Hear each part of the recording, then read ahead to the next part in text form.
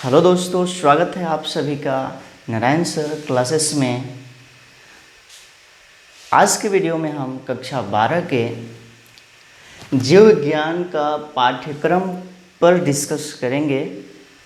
आज से हम कक्षा 12 के जीव विज्ञान का संपूर्ण सिलेबस जो है अपने YouTube channel Narayan sir classes में पढ़ाएंगे। तो सबसे पहले आज के वीडियो में हम पाठ्यक्रम के बारे में बात करेंगे। उसके बाद से हम चैप्टर वाइज एक एक अध्याय को अपने चैनल पर अपलोड कर देंगे। यहाँ से आप जीव विज्ञान बहुत ही आसान तरीके से पढ़ पाएंगे। तो हम जो है कक्षा 12 का पाठ्यक्रम सबसे पहले बताते हैं, उसके बाद से आगे जो है अध्याय क्रम से वीडियो अपलोड कर देंगे। तो यहाँ पे जो है कक्षा 12 का जीव विज्ञान जो है पूरे 5 यूनिटों में रखा गया है, 5 इकाइयों में रखा गया है। और संपूर्ण सिलेबस कक्षा 12 के जीव विज्ञान का पूरा सिलेबस जो है 5 इकाइयों में पूर्ण किया गया है, जिसमें जो है यूनिट फर्स्ट, यूनिट पहला, यूनिट है क्या, इकाई है क्या, तो एक समूह का नाम है जिसमें जो है उससे संबंधित अध्यायों को रखा गया है। तो यूनिट पहला जो है जनन, जैसे कि यूनिट पहला जो है क्या है, जनन। उसके बाद से यूनिट दूसरा आनुवांशिकी तथा जैव विकास। उसके बाद से यूनिट तीसरा है मानव कल्याण में सूक्ष्म जीव। यूनिट चौथा जैव प्रौद्योगिकी। और यूनिट पांचवा जो है पारिस्थितिकी। तो इन हम यूनिट इकाइयों के बारे में जान लेते हैं। तो यूनिट पहला में जो है जनन है, यानी कि रिप्रोडक्शन। तो पृथ्वी पर सभी जीवधारी में अपने ही जैसे संतान उत्पन्न करने की क्षमता होती है, और अपने ही जैसे संतान उत्पन्न करने की क्षमता को ही जनन कहते हैं। इस यूनिट में बताया जाएगा जनन है क्या, जनन कितने प्रकार का होता है, सभी जीवधारी किस प्रकार से जनन करते हैं। तो इस यूनिट फर्स्ट जनन के जो अध्याय हैं, जिसमें पहला अध्याय आएगा जीवों में जनन। यहाँ पर जो है जीवों के, समस्त जीवों में जो जनन के तरीके हैं किस तरह से होते हैं। जैसे 2 तरह से जनन होता है, अलैंगिक जनन और लैंगिक जनन। इसके बारे में जो है इस अध्याय में पढ़ा जाएगा। उसके बाद से अध्याय 2 है क्या, तो पुष्पी पादपों में लैंगिक जनन। तो जो पुष्प उत्पन्न करने वाले पौधे होते हैं उनमें लैंगिक जनन किस तरह से होता है, इस अध्याय के अंतर्गत हम लोग पढ़ेंगे। उसके बाद से अध्याय 3 है क्या, मानव जनन। तो मनुष्य में जनन कैसे होता है, इसका संपूर्ण विस्तार से, पूर्ण विस्तार से इस अध्याय में अध्ययन किया जाएगा। उसके बाद से आता है अध्याय 4 जो है क्या, जनन स्वास्थ्य। तो जनन से संबंधित कौन से रोग हैं, उससे कैसे हम लोग कौन से उपाय करके निजात पा सकते हैं, उन रोगों के बारे में जो है जन स्वास्थ्य के अंतर्गत हम अध्ययन करेंगे। उसके बाद से आता है यूनिट 2। यूनिट 2 क्या है, आनुवांशिकी तथा जैव विकास। ये जो है बहुत ही इम्पोर्टेंट, बहुत ही महत्वपूर्ण इकाई है, जो है कंपटीशन के क्षेत्र में भी इससे बहुत सारे प्रश्न पूछे जाते हैं। यहाँ तक कि सभी अध्यायों से, सभी सिलेबस से ही कुछ न कुछ प्रश्न आते हैं, लेकिन ये जो अध्याय है बहुत ही महत्वपूर्ण हो जाता है। ये जो इकाई है बहुत ही महत्वपूर्ण हो जाता है। क्या, आनुवांशिकी तथा जैव विकास। आनुवांशिकी तथा जैव विकास में हम लोग यही जानेंगे इसमें कि आखिर में जीवों में जो लक्षण है माता पिता से संतानों में कैसे जाते हैं, और ये जो है जैव विकास के मुख्य बिंदु हैं। तो इसके बारे में जो है इस इकाई के अंतर्गत हम लोग पढ़ेंगे। इसके अंतर्गत पहला अध्याय आता है वंशागति तथा विविधता।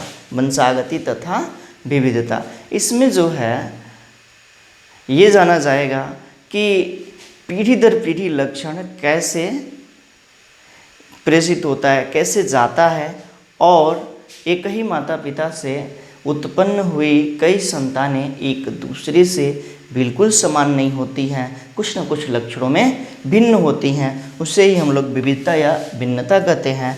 तो इसके बारे में जो है डिटेल में अध्ययन किया जाएगा इस अध्याय में, जो क्या है अध्याय 5 वंशागति तथा विविधता। उसके बाद से आता है अध्याय 6 क्या वंशागति का आणविक आधार, मतलब क्या वंशागति के लिए कौन सा पदार्थ उत्तरदायी होता है, उस पदार्थ के बारे में डिटेल में अध्ययन किया जाएगा। जैसे कि आनुवांशिक पदार्थ जो होता है डीएनए होता है, डीएनए के कारण जो है लक्षण माता पिता से संतानों में जाते हैं। तो कहने का मतलब है कि वंशागति का आणविक आधार, इसके बारे में जो है इस अध्याय में हम लोग पूर्ण रूप से अध्ययन करेंगे। उसके बाद से आता है अध्याय 7 जैव विकास। तो पृथ्वी पर जीवों का विकास कैसे हुआ, जैसे कि मनुष्य का विकास जो है बंदरों से हुआ, तो किस तरह से हुआ, इसके बारे में जो है यहाँ पे अध्ययन किया जाएगा। उसके बाद से यूनिट 3 आता है, तीसरा इकाई क्या, तो मानव कल्याण में सूक्ष्म जीव। मानव कल्याण में सूक्ष्म जीव, जैसे कि जीवाणु हो गए, कवक हो गया, ये जो सूक्ष्म जीव होते हैं मनुष्य में बहुत सारे रोग उत्पन्न करते हैं। इसके साथ ही साथ मनुष्य के लिए ये लाभप्रद भी क्रियाएँ करते हैं। इन सभी बातों के बारे में इकाई 3 के अंतर्गत हम लोग वर्णन करेंगे। उसके अंतर्गत जो अध्याय आता है अध्याय 8 जो है मानव स्वास्थ्य एवं रोग। स्वस्थ मनुष्य है क्या, और मनुष्य में सूक्ष्म जीवों के द्वारा जैसे कवक के कारण, जीवाणु यानी कि बैक्टीरिया के कारण, वायरस के कारण कौन कौन से रोग फैलते हैं, उन रोगों के बारे में विस्तार से अध्याय 8 में अध्ययन किया जाएगा। उसके बाद से आता है अध्याय 9 खाद्य उत्पादन में वृद्धि एवं कार्य की। जो खाद्य उत्पादन में सूक्ष्म जीवों की क्या भूमिका होती है, इसके बारे में इस अध्याय में हम लोग वर्णन करेंगे। उसके बाद से आता है अध्याय 10 क्या, तो मानव कल्याण में सूक्ष्म जीव। मानव कल्याण में सूक्ष्म जीव, जैसे कि हम लोग देखते हैं दूध से दही का बनना, सिरके का बनना, और भी बहुत सारे खाद्य पदार्थों का बनना, ये सब जो है सूक्ष्म जीवों द्वारा ही संभव होता है। जैसे कि दूध से दही के बनने में लैक्टोबैसिलस नामक बैक्टीरिया वहाँ पे काम आता है। तो इन सभी के बारे में जो है इस अध्याय में जो है क्या मानव कल्याण में सूक्ष्म जीव में वर्णन किया जाएगा। उसके बाद से अगला यूनिट है 4 जो क्या जैव प्रौद्योगिकी। इसमें जो है यानी कि बायोटेक्नोलॉजी, इसमें हम लोग ये जानेंगे कि जीवों के जीन्स को बदल करके उनके लक्षणों को कैसे परिवर्तित कर दिया जाता है, इसके बारे में जो है इस यूनिट के अंतर्गत हम लोग अध्ययन करेंगे। इसके अंतर्गत जो अध्याय आता है 11 जो है जैव प्रौद्योगिकी सिद्धांत एवं प्रक्रम। जैव प्रौद्योगिकी सिद्धांत एवं प्रक्रम। उसके बाद से 12वां अध्याय है जैव प्रौद्योगिकी एवं उसके उपयोग। उसके बाद से आता है यूनिट 5 यानी कि इकाई 5 जो है पारिस्थितिकी। पारिस्थितिकी तो पर्यावरण में सजीव वस्तुएं यानी कि जीवधारी पर्यावरण से किस तरह से संबंध रखते हैं, उन सभी क्रियाओं के बारे में जो है यहाँ पे इकाई 5 पारिस्थितिकी में पढ़ा जाएगा। जिसमें अध्याय आता है 13 जीव और समस्या। इसमें हम लोग जानेंगे जीव है क्या, और जीव बहुत से जीव एक साथ जीवन निर्वाह करते हैं, तो इन सब बातों के बारे में जो है जीव और समष्टियों में अध्ययन किया जाएगा। उसके बाद से आता है अध्याय 14 जो है परितंत्र या पारिस्थितिकी तंत्र। उसके बाद से आता है अध्याय 15 क्या जीव विविधता एवं संरक्षण।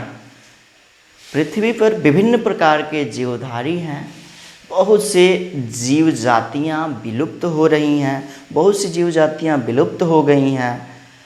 इन विलुप्त हो रही या विलुप्त हो गई जातियों के बारे में जो है इस अध्याय में पढ़ा जाएगा और उसमें ये तरीका भी जाना जाएगा कि आखिर में क्या किया जाए कि इन जातियों का विलुप्तीकरण न हो।